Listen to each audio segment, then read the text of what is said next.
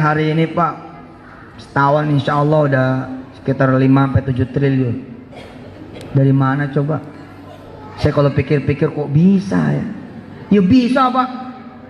Orang saya ajak semua karyawan saya berdoa. Omset kita 350 miliar nih. Ayo kita tembusin 1 triliun. Bagaimana caranya Pak Ustadz? Gue nggak paham. Assalamualaikum warahmatullahi wabarakatuh. Para pemirsa, ada seorang menteri propaganda Nazi Jerman, yaitu Joseph Goebbels. Goebbels berkata, sebuah kepalsuan atau sebuah kebohongan yang diulang-ulang nanti akan diterima oleh masyarakat sebagai sebuah kebenaran. Itulah yang dilakukan oleh penguasa diktator Hitler. Dia menguasai media massa. Pada zaman itu radio, ada surat kabar. Ini dijadikan sebagai corong propaganda negara. Maka yang di luar corong ini dianggap sebagai sebuah kesalahan atau pemberontakan. Itulah yang dilakukan untuk melancarkan semua kebijakan pemerintah. Maka kebohongan demi kebohongan itu harus dipropagandakan, disampaikan terus-menerus, sehingga nanti menjadi sebagai suatu kebenaran faktual yang diterima oleh masyarakat. Misalnya paham yang berkembang di saat itu bahwa ras Jerman itu adalah ras tinggi, ras Arya, yang disebut dengan Jerman über alles. Jerman itu rasnya paling tinggi. Nanti pikiran itu digunakan oleh Hitler untuk melancarkan kebijakan anti ras asing.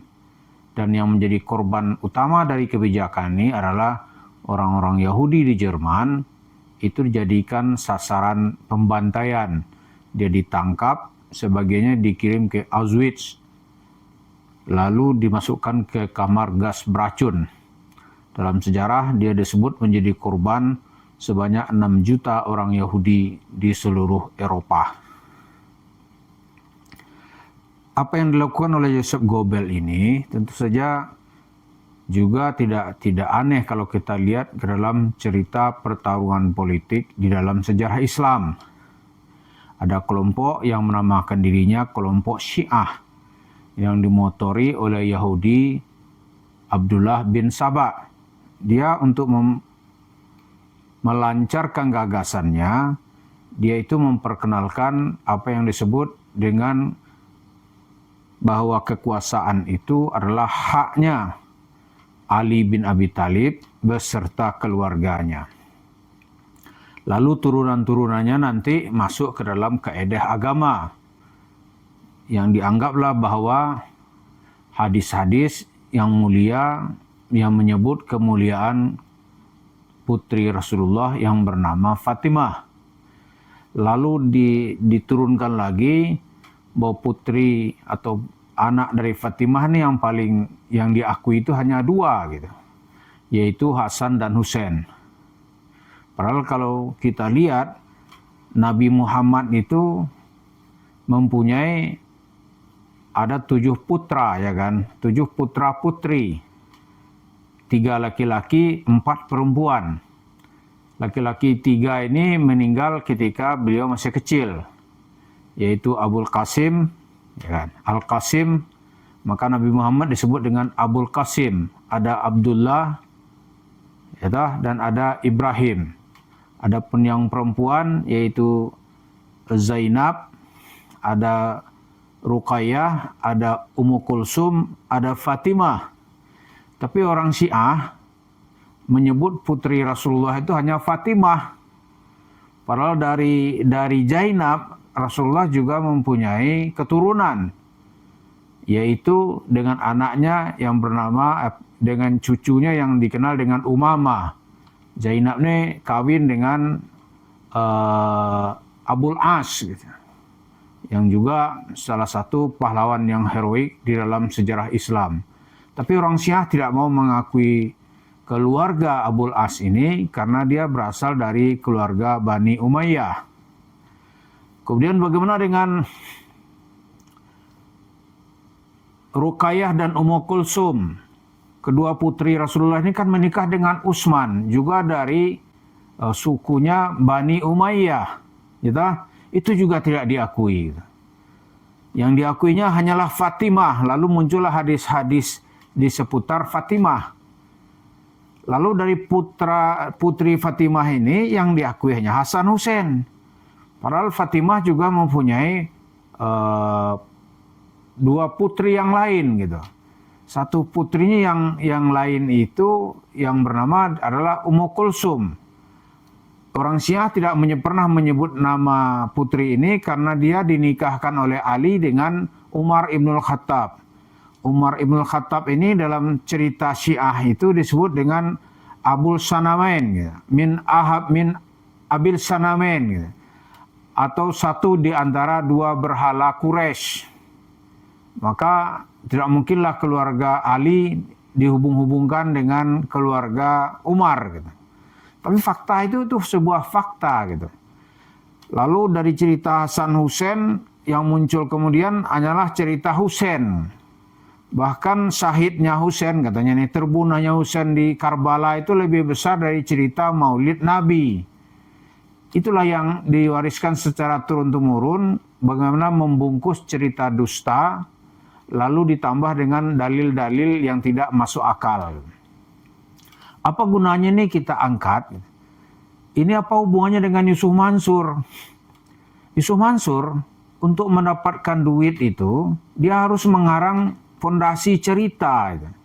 Cerita itulah pastilah cerita dusta. Coba lihat ya, untuk berdusta, Yusuf Mansur kan harus memberikan argumen-argumen yang dekat.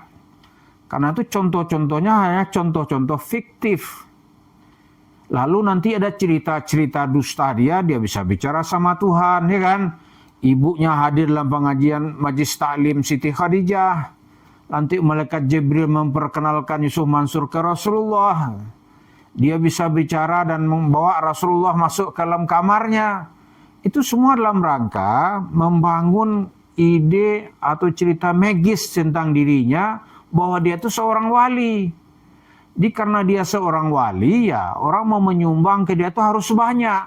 Karena dia bisa membukakan pintu surga gitu. Itu sampai sekarang, Yusuf Mansur tidak berubah dari posisinya itu.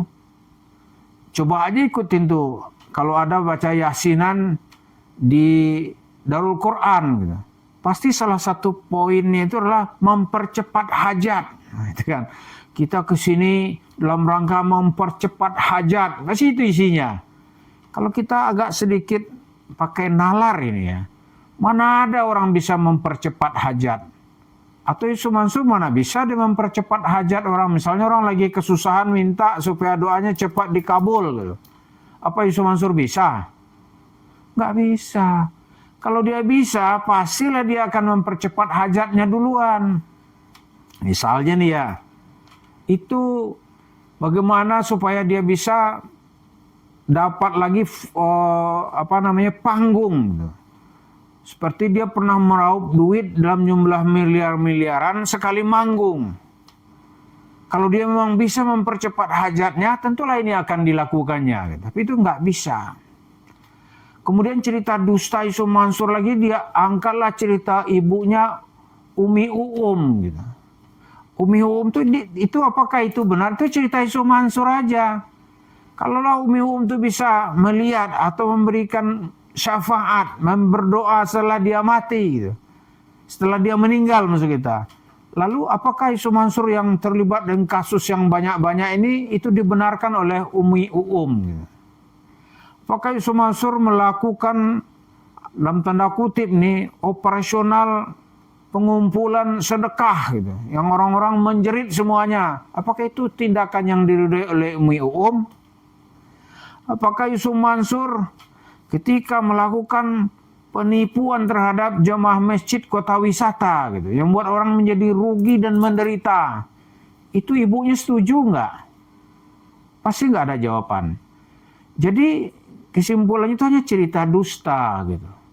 Sebagaimana ya setiap rejim atau organisasi atau tokoh yang ingin mendapatkan posisi politik atau ingin mendapatkan uang, pasti dia akan melakukan rekayasa cerita. Karena cerita ini cerita rekayasa, Yusuf Mansur nggak berani itu cerita sahabat-sahabat gitu. Kenapa nggak berani? Karena sahabat-sahabat Nabi itu kan ada bukunya. Sesuatu yang ada bukunya itu ditakuti oleh Yusuf Mansur. Karena itu dia bercerita bebas saja. Maka begitu mendapatkan uang, di sanalah dia lakukan bagaimana membangun warung steak and shake. Dia beli tanah, dia bangun di sana. Apalagi janjinya tadi itu mau investasi misalnya batu bara gitu. Tapi Yusuf Mansur tidak melakukan itu. Karena memang tujuannya itu adalah bagaimana meraup duit dari masyarakat. Itu aja. Nggak lebih dari itu gitu. Karena itu ya cerita Yusuf Mansur nggak mungkin beralih ke tema-tema lain yang benar gitu. Pastilah ceritanya itu cerita dusta, tokoh-tokoh fiktif. Kemudian dari mengelaborasi cerita itu dia berharap mendapatkan uang yang sangat banyak. Dan itu memang terbukti pada masa lalu mendapatkan uang dalam jumlah yang sangat signifikan. Tapi itu tidak akan terulang lagi karena masyarakat sekarang ini sudah tahu bahwa cerita Yusuf Mansur itu hanyalah rekayasa dusta dan cerita-cerita fiktif.